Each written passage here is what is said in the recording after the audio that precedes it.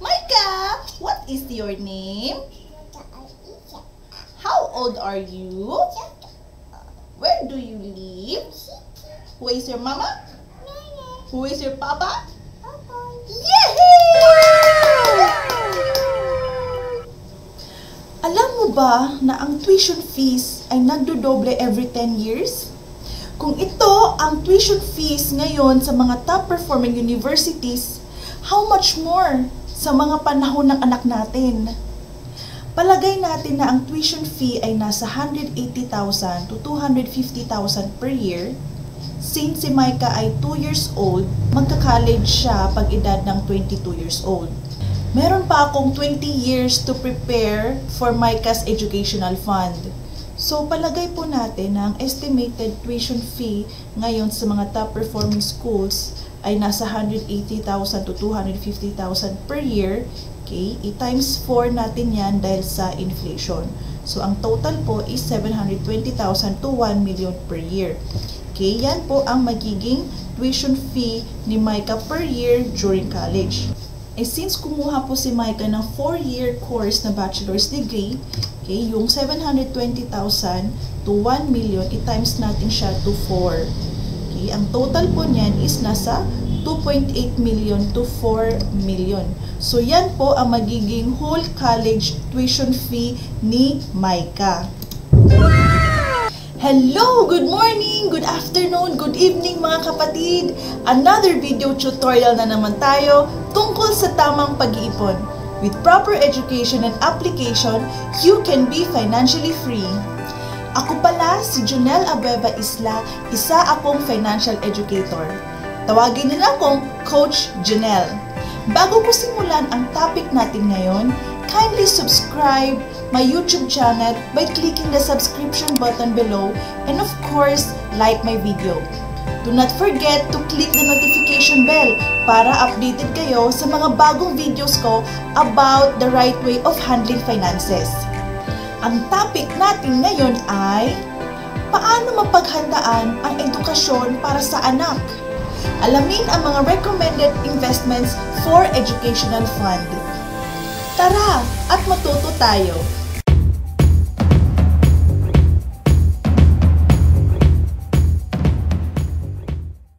Dahil napakamahal ang tuition fees, ngayon pa lang kapatid, kailangan natin itong paghandaan. Mas mainam sana kung wala ka pang anak or balak mo pang magkaanak. That's the best time to prepare for your child's educational fund. Pero huwag kayong mag-alala. It's never too late than never. As early as now, you need to save for your child's education. Here are the 3 steps to prepare for your child's education. Number 1, define your goals. It should be SMART, specific, measurable, attainable, realistic, and time-bounded. Specific, what school should you enroll your child? Is it public school or private school? Ang tuition fee ngayon sa mga public school ay nasa 50,000 to 60,000 per year. While sa mga private school naman ay nasa 180,000 to 250,000 per year. Lagi niyo pong tandaan na ang tuition fee ay nagdodoble po every 10 years. It's your option naman kung alin sa tingin niyo ang the best for your child. And syempre, consider nyo din ang salary nyong mag-asawa. Measurable. Ask yourself, how much do you save for your child's education based on your salary? Attainable. What is the best investment that suits your salary for your child's education? Realistic. Is your goal amount reachable with the available money you have to invest for your child's education? Time-bounded. How many years from now should you attain that goal for your child's education? Ang pag-i-invest ay nakadepende sa monthly salary mo. So for example, kung ito lang po yung kaya nyong is-save, which is yung 1,000 pesos per month for your child's education, makikita natin na ma-attain po talaga ang goal amount nyo depende sa time frame. So kung mas malaki ang may invest mo per month, mas malaki din ang rate of return ang matatanggap mo. And at the same time, mas shorter ang time span. So you must have the consistency and the perseverance na mag-invest per month for your child's education para makamit mo ang goal amount mo. After you've done planning and setting your goal for your child's education, the next step is number 2, execution. Execute as much as possible mga kapatid because time is gold. May presyo ang bawat oras. Kaya huwag niyong sayangin mga kapatid. Look for best investment funds for your child's education. What investment best suits you? Bago ko i-share ang recommended investment for education, let's dig in more mga kapatid. How money works. So meron akong gustong i-share sa inyo kung paano ba talaga palaguin ang pera.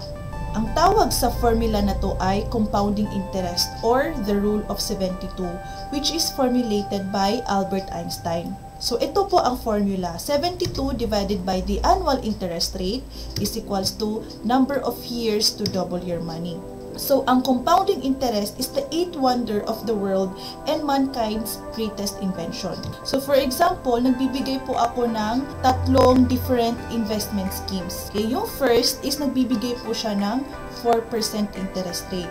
While yung pangalawa is nagbibigay po ng 8% interest rate. While yung pangatlo is yung 12% interest rate. So by the rule of 72, divided by the annual interest rate is equals to the number of years to double your money. Okay, so for example, sa investment number 1, which is nagbibigay po siya ng 4% annual interest, i-compute po natin siya, 72 divided by 4 is equals to 18. So, ibig po sabihin, nagdodoble po yung pera mo every 18 years. Okay, so for example, 29 years old po kayo, nag-invest po kayo ng 100,000 pesos. So, every 18 years, nagdodoble po yung pera niya.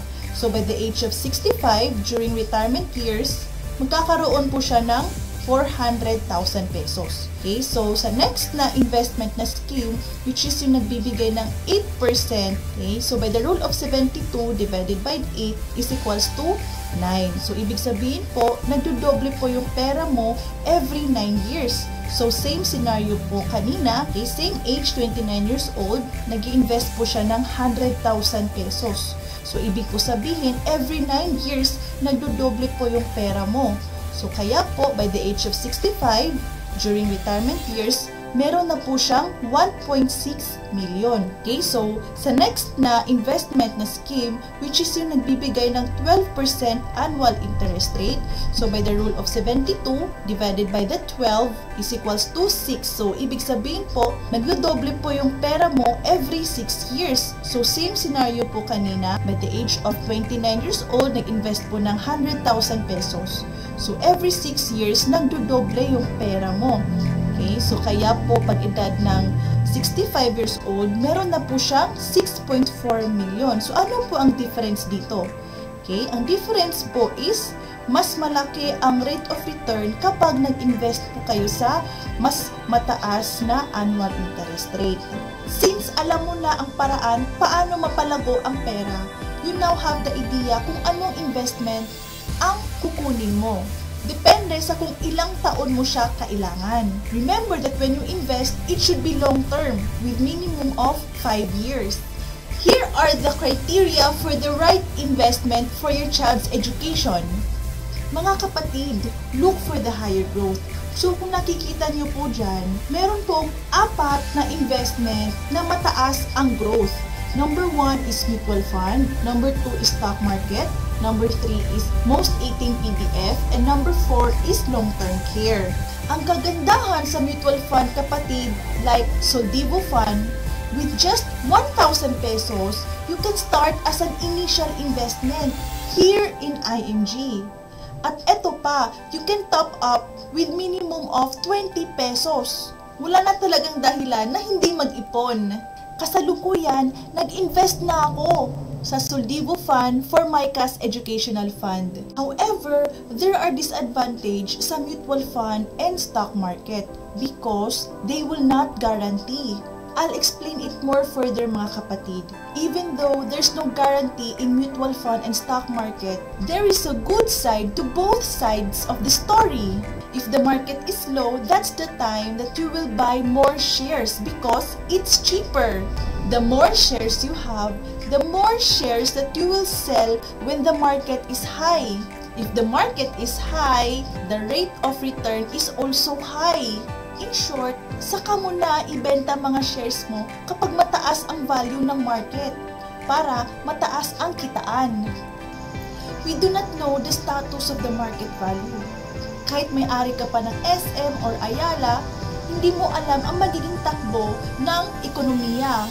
That's why I recommended to be consistent in investing for your child's education because our goal is to buy more shares.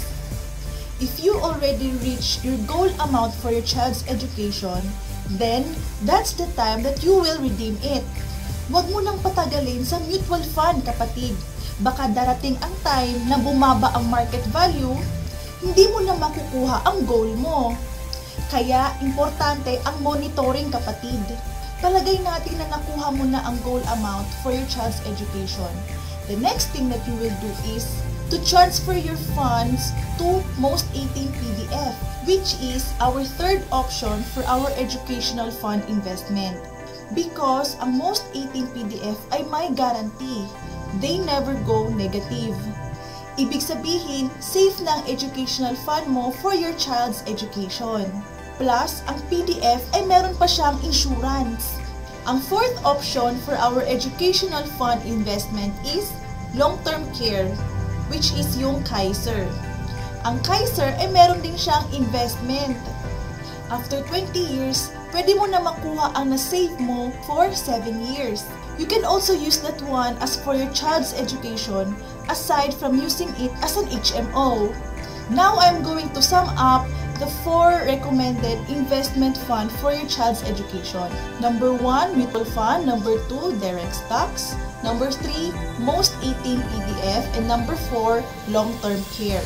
At kung gusto niyo ma-secure talaga ang educational fund for your child, mga kapatid, diversify, diversify, diversify.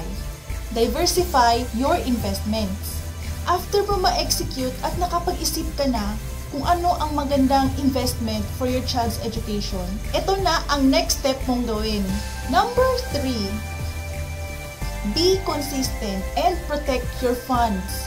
Ang disadvantage kapag nag-save ka for long term is tamarin ka. That's why always remind yourself na every time na gumigising ka, to work hard and save para sa kinabukasan ng anak mo. At para na rin may motivation ka to invest every month. Another disadvantage is that you easily get tempted na galawin yung funds mo just for self-gratification or kapag may emergency needs. If you really love your children, hindi mo kayang gawin yan. Mahiya ka naman. Ayun, sana marami kayong napulot na aral kung paano mapaghandaan ang edukasyon para sa anak mo. With proper education and application, you can give the best education for your child. We will help your friends and family by sharing this video. Kung gusto mong magsimula para paghandaan ang educational fund ng anak mo, scan mo lang tong QR code na to. At tara, usap tayo.